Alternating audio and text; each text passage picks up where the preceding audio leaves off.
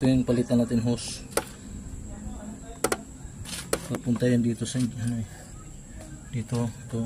Yung fuel injector papunta doon sa fuel tank.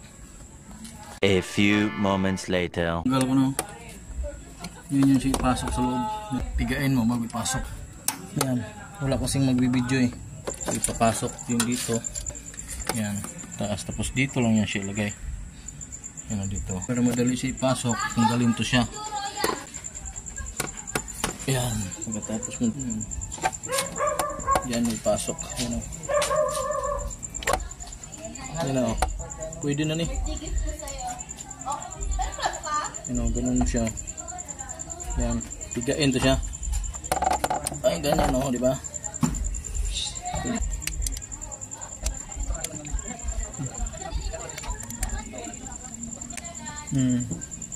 Okay kaya na. Simula dyan. Papunta sa tangke yan. Yan. Mamaya paandarin natin kasi wala pa yung battery. Kabit pa natin battery. A few moments later.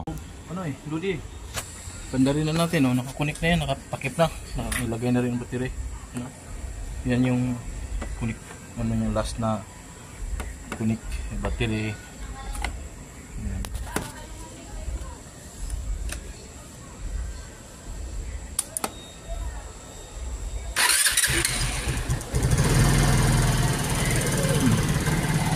Okay kayo?